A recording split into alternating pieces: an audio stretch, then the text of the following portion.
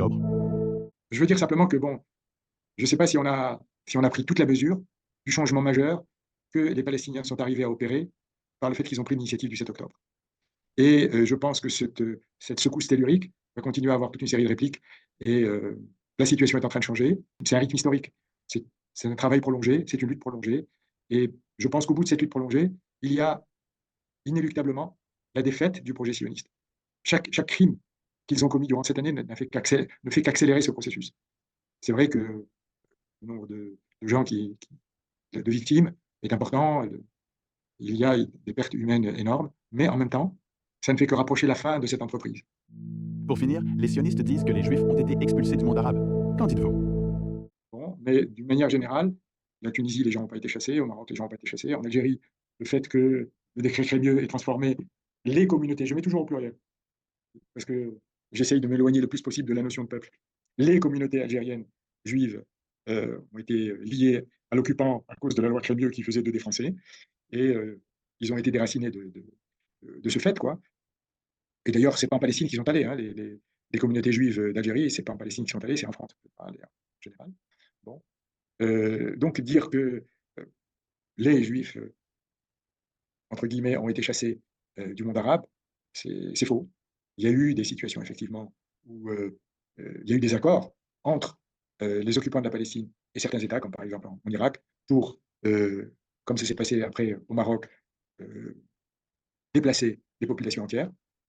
Les gens ne sont pas tous restés en Palestine, loin de là. Il y a toute une série de gens qui sont issus des communautés juives irakiennes qui se sont trouvés à travers le monde. Donc, ce genre de généralisation, les juifs ont été chassés des pays arabes, c'est faux. En plus, très souvent, dans ces communautés ont conservé euh, beaucoup de leur arabité dans leur culture, des écrivains, des cinéastes. Bon. Donc, à la fin des fins, pour les gens qui sont restés attachés à à leur pays d'origine, euh, je pense qu'à un moment ou à un autre, il y aura toujours la possibilité pour eux de retrouver leur identité originelle, s'ils le désirent. Ce n'est pas une chose à court terme, mais il faut espérer que ça arrive parce que nous avons dans le monde arabe quelque chose qui est très important, c'est que cet univers a toujours été multicolore. Et c'est un univers dans lequel les différentes communautés religieuses ont coexisté longtemps. Le sionisme a foutu la pagaille, évidemment, mais la défaite du sionisme pourra ouvrir la possibilité de changer cette pagaille. Et un activiste BDS, c'est-à-dire l'association Boycott, Désinvestissement et Sanctions, qui est un mouvement international qui est dirigé par la Palestine, par un groupe palestinien qui l'a fondé en 2005. Ça a été fondé par 170 associations à l'époque, et je pense que depuis d'autres se sont ajoutés à ce noyau de départ, et qui dirige les campagnes de boycott contre l'état d'occupation de la Palestine, tout ce qui le concerne, des produits qui le concernent, mais aussi le boycott culturel, le boycott académique, le boycott sportif, le boycott touristique, et il me semble que j'ai commencé par là, le boycott économique. Les investissements, c'est faire des campagnes contre les sociétés qui profitent de l'occupation de la Palestine pour faire de l'argent. Un certain nombre de grandes sociétés, comme par exemple HP, comme Carrefour, je cite comme Société française d'assurance AXA, en fait c'est une multinationale, comme Caterpillar et comme Siemens et un certain nombre de sociétés, où la campagne est menée pour faire en sorte que ces sociétés se retirent. Ça, c'est des sociétés, sinon des gens qui ont à gérer des fonds à l'international, ça peut être des banques, ça peut être des institutions, il y a toute une campagne pour les amener à désinvestir leurs fonds de toutes les sociétés de l'occupation. Et on a dans ces deux domaines rencontré de grands succès. Et S de BDS, c'est sanctions, c'est-à-dire qu'on demande que l'État d'occupation qui viole des lois humanitaires internationales et qui ignore les décisions de l'ONU soit sanctionné. Donc le mouvement, c'est BDS, boycott, des investissements et appel aux sanctions. Moi, j'appartiens à ce mouvement au Maroc, lequel mouvement est en même temps membre d'une grande coalition de 19 associations, syndicats, partis politiques, qui s'appelle le Front marocain, d'appui à la Palestine et de lutte contre la normalisation. À quand remonte la normalisation? Nous avons appelé cela un tsunami, c'est-à-dire que des relations de normalisation existent depuis 1961, date à laquelle un accord a été passé entre les services secrets israéliens et le pouvoir marocain pour organiser l'émigration de citoyens marocains de religion juive. Bon, c'est une partie de la communauté qui a ainsi été arrachée à son pays et qui a été transformée du jour au lendemain en des colons qui occupent l'espace de la Palestine et qui portent les armes contre le peuple palestinien. C'est un accord qui avait un prix, c'est-à-dire que chaque personne qui était prise dans ce projet donnait lieu à un versement d'une centaine de dollars à une caisse, on ne sait pas exactement laquelle. Donc la normalisation, elle a commencé comme ça, elle a continué par une normalisation des services secrets. Il y a toute une série de choses qui se sont passées depuis 1961, en particulier, par exemple, l'enlèvement de Mehdi Ben Barka, auquel les services secrets israéliens ont participé. Ils y ont participé, c'était une manière de rendre la monnaie parce que les services marocains ont livré l'ensemble des enregistrements de la conférence qui s'est tenue, la conférence de la Ligue arabe qui s'est tenue à Casablanca en 1965, discussion secrète, puisqu'il était question de savoir comment faire face militairement à l'occupation de la Palestine. Les services secrets israéliens ont eu tout, c'est-à-dire non seulement les informations, mais en plus l'état d'esprit et les bagarres et les contradictions, etc. Et ça leur a permis, en juin 67, de prendre l'initiative d'attaquer et de mettre à mal les armées arabes à ce moment-là, et donc d'occuper l'occupation qui a eu lieu en juin 67. Voilà, donc ça, c'est jusqu'à aujourd'hui, on peut lire dans les livres des grands responsables militaires et sécuritaires israéliens que ça a été un service monumental rendu par les services secrets marocains à l'occupation. Ça a continué par de la normalisation économique, mais c'était plus ou moins secret. Ça a continué avec l'établissement de lignes maritimes après les accords d'Oslo, l'établissement d'un lien direct public avec les bureaux de liaison dans chacun des deux pays. À l'Intifada en 2001, ces bureaux ont été fermés. Mais les choses ont continué sous le manteau. Le fait est qu'en 2020, lorsque le Maroc a l'impulsion des États-Unis a décidé de rouvrir la page de la normalisation, c'est parti en flèche. Et donc, les relations de normalisation ont donné lieu à toute une série d'accords sur la sécurité, et en particulier à un accord militaire qui fait que le Maroc et Israël sont coalisés dans une alliance qui est du même type que l'OTAN. On sait que ce genre d'alliances sont évidemment des alliances dans lesquelles la partie dirigeante est la partie la plus forte. Ce n'est pas la peine de demander quelle est la partie la plus forte dans ce cas-là. Il y a des achats d'armes avec des volumes très importants et des montants très importants. Ce qui fait qu'il y a des projets que le 7 octobre n'a pas laissé se réaliser. Projet de créer des unités industrielles pour la fabrication d'armements, qui sont des unités de firmes de l'occupation, Elbit pour ne citer qu'elle. Et il y a toute une série de manœuvres pour conquérir les universités marocaines en établissant des contrats et des collaborations, en faisant des échanges d'étudiants. Et bien sûr, le projet, c'est d'essayer de conquérir les cerveaux. Heureusement, le mouvement du boycott académique a été lancé l'année dernière et il a abouti à un mouvement qui gagne petit à petit l'ensemble des universités qui sont concernées. Y a-t-il des polémiques au sujet des colons d'origine marocaine? Les colons d'origine marocaine, les colons de la Palestine d'origine marocaine, ont pu constamment aller et venir sans que jamais la question de savoir s'ils sont criminels de guerre ou s'ils ont porté des armes leur ait jamais été posée. La nationalité marocaine ne se perd pas. Ça a de grands inconvénients, mais ça a aussi un avantage, c'est qu'ils sont justiciables. Malheureusement, les tribunaux ne font pas leur devoir, à savoir celui d'appliquer la loi, qu'un citoyen marocain qui est au service d'une armée étrangère ou d'un État étranger perd la nationalité marocaine. Donc, il continue à jouir de cette nationalité marocaine et il l'utilise pour aller et venir et après les accords de normalisation aussi pour faire des affaires. Ça a été très loin puisque dernièrement a été présenté au Parlement un projet de loi référendaire et cette loi demande l'attribution automatique de la nationalité marocaine à toutes les personnes qui peuvent prouver qu'ils sont d'ascendance marocaine lorsqu'ils sont de religion juive. Ce qui est une aberration juridique et une aberration raciste, parce que notre loi sur la nationalité n'aborde jamais l'appartenance quelconque à une communauté religieuse.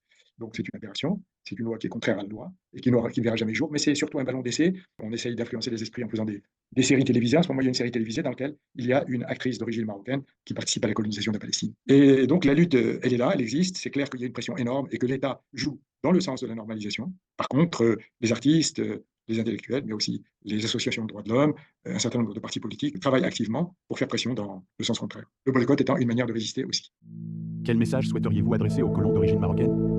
Qu'ils ont été trompés et que s'ils pensaient trouver la sécurité ailleurs qu'au Maroc, sécurité qu'ils ont toujours eue au Maroc, ils se sont trompés et ce qui est en train de se passer en ce moment leur montre bien qu'ils ne seront jamais en sécurité parce qu'ils occupent le territoire d'un autre peuple et que ce peuple réclame sa terre et donc ils ne seront certainement pas en sécurité tant que ce peuple n'aura pas réclamé sa terre. Voilà ce que j'ai envie de leur dire. Nous ne voyons pas pourquoi le peuple palestinien aurait à payer les crimes des nazis. Il y a eu des crimes. Les nazis ont effectivement pratiqué le génocide contre des communautés juives européennes, contre les Stilganes, lorsqu'ils ont occupé, par exemple, le territoire de l'Union soviétique de l'époque. Ils ont tué des millions de personnes, peut-être même beaucoup plus que 6 millions, dont il est question au sujet des communautés juives européennes. Mais pourquoi, à cause du fait que les nazis ont commis ces crimes, pourquoi ce serait au peuple palestinien de payer et pourquoi commettre contre le peuple palestinien le crime de le chasser de sa terre, d'occuper sa terre, jusqu'au point où on arrive à quoi on arrive aujourd'hui, c'est-à-dire le génocide.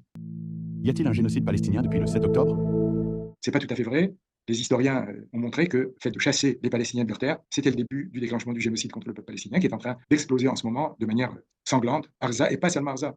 On focalise sur Arza, mais ce qui se passe en Cisjordanie et ce qui se passe dans les territoires occupés en 1948, c'est tout aussi meurtrier. Quel est l'impact de la normalisation dans la vie quotidienne au Maroc? J'ai envie de dire que le mouvement de boycott spontané des gens, indépendamment même des mouvements organisés de boycott comme celui auquel j'appartiens, est monumental. Les gens cherchent à dire nous résistons. Et le seul moyen pour un citoyen de résister aujourd'hui, presque le seul moyen, à part celui de protester publiquement, à part celui de participer aux marches, à part celui de participer au sit-in, c'est justement de boycotter. Et les gens sont à l'affût de tout ce qui pourrait être boycottable. Et il y a des gens qui fabriquent des listes infinies de produits à boycotter et qui les diffusent à travers les réseaux sociaux. Et cette pratique est largement suivie. C'est une certaine philosophie du boycott qui n'est pas tout à fait la nôtre, mais que nous saluons parce qu'elle émane du fond de la société et de sa volonté de se solidariser avec le peuple palestinien. Quel impact la normalisation a-t-elle en Afrique? Les occupants de la Palestine ont depuis longtemps une politique par rapport à l'Afrique. Ils essayent de conquérir les esprits, de conquérir les États, de conquérir les pouvoirs d'État de manière à ce que les votes à l'ONU ne leur soient pas défavorables. Et surtout, certains de ces colons qui viennent en Afrique viennent avec un souci de faire des affaires et d'exploiter les terres africaines. Il faut savoir qu'aujourd'hui, l'eau en Palestine, vu la surexploitation, a tendance à devenir salée et elle est surtout très parcimonieuse. Et les grandes sociétés de l'occupation qui sont dans l'agriculture cherchent des espaces, ils sont venus en prendre au Maroc et ils essayent d'en prendre aussi en Afrique. Il y a toute une série de projets qui sont menés en Afrique pour exploiter les terres africaines et ainsi s'enrichir, entreprises coloniales classiques. Quels sont les enjeux de BDS au Maroc? Je dirais notre principale ambition aujourd'hui, c'est de faire réussir le boycott académique à côté de toutes les autres campagnes que nous menons, parce que c'est très très sensible et ça peut avoir des implications extrêmement dangereuses si les occupants de la Palestine arrivent à faire une brèche au sein du milieu académique, le milieu des intellectuels, le milieu de la recherche, etc. Et je ne dirais pas qu'ils sont arrivés à faire une brèche, mais il y a des fêlures sérieuses. Et notre ambition, c'est effectivement de combler ces fêlures et de faire que le mouvement de boycott académique soit assez fort pour chasser cet envahissement qui est voulu par l'État du Maroc. Il y a eu des accords signés entre les ministères de l'enseignement supérieur du Maroc et ceux de l'État de l'occupation de la Palestine pour pouvoir promouvoir ce genre de choses. Et il y a un certain nombre de choses qui ont commencé, mais en même temps, il y a en ce moment un mouvement de révolte et un contre-courant très important qui s'organise pour arrêter cette entreprise. Quel message voulez-vous faire passer aux Marocains réticents à condamner la normalisation? Effectivement, les pouvoirs dans ce pays font courir ce genre de choses. On n'a pas d'autre choix. C'est très important de pouvoir avoir de quoi nous armer et d'autres fariboles de ce genre. En principe, si les gens sont fortement motivés, ce genre d'argument ne prend pas. Parce que c'est vrai que les médias à travers le monde informent le moins possible sur le génocide qui a eu lieu tout au long de cette année. Et donc, si quelqu'un ne s'attache pas à s'informer par lui-même, peut ne pas être au courant. Mais le penchant normal, tel que je le connais, des Marocains, qui soient ici ou en Europe, c'est de considérer que la question de la Palestine, c'est une chose très importante et qu'on ne peut pas l'ignorer et faire semblant qu'il ne se passe rien et qu'en fait, on est contraint et forcé en fait, de se plier à la volonté de l'occupant et des choses comme ça. Ce genre d'idée, se plier à la volonté de l'occupant, c'est pas l'habitude, c'est pas les idées les plus courantes chez les gens qui sont originaires du Maroc. En tous les cas, pour ceux qui sont résidents au Maroc, c'est très très évident. Mais pour ceux qui sont résidents dans d'autres pays, il n'y a pas de raison qu'ils soient atteints par cette propagande qui est aussi celle véhiculée massivement par les médias occidentaux. Ce que je peux leur dire, c'est qu'on a aujourd'hui un véritable génocide contre le peuple palestinien et c'est la même chose vis-à-vis du Liban et qu'on ne peut pas nous rester indifférents à cela. Ce sont des gens avec qui nous partageons la langue, dans une grande majorité des cas la religion aussi, et on ne peut pas rester indifférent au malheur qui les frappe aujourd'hui et à cette entreprise d'injustice qui est menée par l'occupant de la Palestine pour remodeler la région suivant le bon vouloir de la puissance américaine, qui est la main qui fait bouger cette marionnette, quoi. Sans les Américains, les Israéliens n'ont ni armes, ni munitions, ni ressources financières pour pouvoir tenir le coup aussi longtemps, ni ressources politiques pour pouvoir faire ce qu'ils veulent à travers la société internationale, ni l'appui militaire direct, puisque maintenant ce sont des soldats américains qui sont sur place. Et dire, il n'y a pas de problème, on peut être copain-copain avec ces gens-là, c'est pas possible. On ne peut pas être copain-copain avec des criminels. Quelle est l'influence des États-Unis sur la politique marocaine? C'est-à-dire s'ils sont à l'initiative de la normalisation, c'est qu'ils sont capables d'imposer. Ce qui les intéresse, c'est remodeler la région. Ils le disent, hein, c'est le nouveau Moyen-Orient, suivant leurs intérêts au point de vue des ressources de matières premières, suivant leurs intérêts par rapport à tous les passages internationaux, suivant leurs intérêts d'avoir les États à leur botte, à leur solde. L'influence des États-Unis, elle reste très très grande sur l'ensemble de la région. C'est-à-dire ceux qui ne leur obéissent pas directement, malheureusement, on ne les entend pas beaucoup. Que cherchent les USA?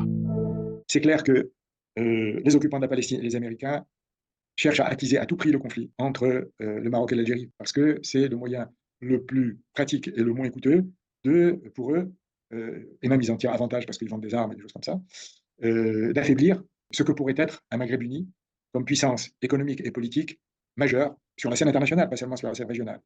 Bon. Et il ne faut surtout pas que ça puisse advenir, et pour que ça n'advienne pas, il n'y a rien de tel que d'attiser les conflits entre les uns et les autres. Alors ça, c'est une première chose. Une seconde chose, c'est que, bien sûr, pour ce qui est des occupants de la Palestine, ils cherchent à transformer le Maroc en cheval de Troie en Afrique, comme un moyen de conquérir les esprits et de conquérir les États en Afrique, parce que c'est une région extrêmement riche et qui intéresse au premier chef les États-Unis et aussi les petites puissances locales comme l'État d'occupation pour mettre la main basse sur les ressources et pour capturer le maximum d'États dans l'orbite de la politique américaine. Ce que les Américains et les Israéliens cherchent à faire, c'est de se servir de la normalisation pour dire, voilà l'exemple. C'est vrai que beaucoup de gens sont souvent admiratifs de ce qu'a pu réaliser le Maroc. Mais le Maroc, ce n'est pas seulement l'État. Le Maroc, c'est tous les gens qui ont travaillé pour faire un certain nombre de réalisations. Ils en sont admiratifs et donc ils sont influencés lorsque un État comme l'État marocain entre dans une politique de normalisation avec une nouvelle puissance coloniale. Il faut espérer que si les États d'Afrique de l'Ouest ont pris conscience qu'ils devaient se libérer du joug de l'ancien colonisateur, ce n'est pas pour le remplacer par un nouveau. Vous dites que le Maroc est un levier de la politique israélienne en Afrique. Pourquoi? C'est un des aspects, c'est un levier, c'est un des leviers de la politique américaine et israélienne dans la région africaine. Il y a d'autres leviers, par exemple le fait de fournir aux chefs d'État africains toute une série d'instruments pour réprimer leur population. C'est un levier, un autre levier, c'est de venir soi-disant implanter des projets de développement économique qui sont tout simplement ce que les projets coloniaux ont toujours été, c'est un développement économique, mais au profit de qui? C'est ça le développement colonial. Quel est l'impact du boycott au Maroc? Et nous, on est dans un domaine bien, bien cadré, qui est celui du boycott, et on peut mesurer, par exemple, lorsqu'on boycotte une compagnie, que là, on est en train de boycotter la firme Carrefour. On regarde le rapport financier depuis l'année dernière, surtout, parce que la campagne a pris un grand élan grâce à ce qui s'est passé le 7 octobre et au renversement complet des données, parce que les Palestiniens ont pris l'initiative de remettre la question de la Palestine au centre de la politique mondiale. Bon, un des effets aussi, c'est que les gens se sont complètement investis dans le boycott, c'est ce dont j'ai parlé tout à l'heure, et en particulier, par exemple, la firme Carrefour, dont je vous parlais à l'instant. On regarde le rapport financier, c'est en train ils vivent des difficultés financières certaines. Ils ont pris toute une série de mesures pour pouvoir faire face, y compris de commencer à vendre leur patrimoine immobilier. On ne crie pas victoire avant le bon moment, on crie victoire partielle, mais il faut dire que la même campagne en Jordanie, elle a abouti à la ruine de l'investisseur qui avait pris la franchise Carrefour.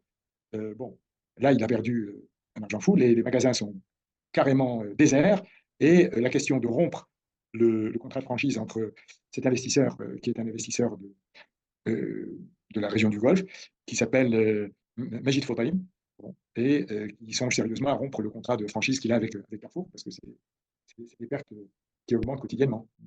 Y a-t-il des formations politiques qui soutiennent le boycott ou est-ce un tabou? Non, non, absolument pas. Nous avons dans notre coalition, dont j'ai parlé tout à l'heure, le Front marocain de lutte d'appui à la Palestine, de lutte contre la normalisation, nous avons des gens qui sont de différents partis politiques. Bon, en général, c'est des partis d'extrême gauche, évidemment. Les partis, disons, dont certains sont au Parlement, mais les partis politiques qui occupent l'espace du Parlement, la majorité de l'espace du Parlement, effectivement, malheureusement, on ne les entend pas beaucoup sur la question de la normalisation. Certains disent que le gouvernement était forcé de signer la normalisation. Quel est votre avis sur la question? Ils ont accepté d'être contraints et forcés. Ils n'ont pas quitté le gouvernement à ce moment-là pour dire, nous, on ne peut pas faire ça. Non. Israël a-t-il des projets en Afrique? Un pays d'Afrique de l'Est, du sud-est de l'Afrique, qui est très impliqué dans toute une série de projets agricoles, mis à disposition des territoires où ils viennent lancer des projets agricoles. D'autres pays sont-ils concernés? Alors, ce qui est intéressant, c'est que le Sénégal, ils ont essayé de l'avoir, et là, le Sénégal prend des positions très fermes sur la question de ce qui se passe en Palestine, avec le nouveau gouvernement. Ces projets sont-ils limités à l'agriculture? Offrir des logiciels à des États policiers pour qu'ils puissent surveiller leurs citoyens, vous savez que et ils s'en vendent toujours, les occupants de la Palestine. Ah, nous, tout ce qu'on vend, on l'a déjà expérimenté. comprendre, on a massacré les Palestiniens, on les a surveillés, etc. Alors, par exemple, les logiciels, ils sont spécialistes en logiciels de reconnaissance faciale. Ils sont spécialistes, évidemment, dans l'écoute téléphonique. Pegasus n'est qu'un des logiciels qu'il diffuse. C'est effectivement un logiciel apparemment assez performant, puisqu'on peut même écouter Macron. Bon. Qu'est-ce qui peut freiner ou favoriser l'essor d'Israël?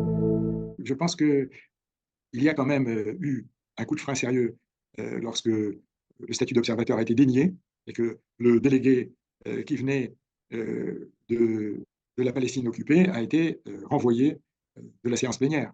D'accord. Alors,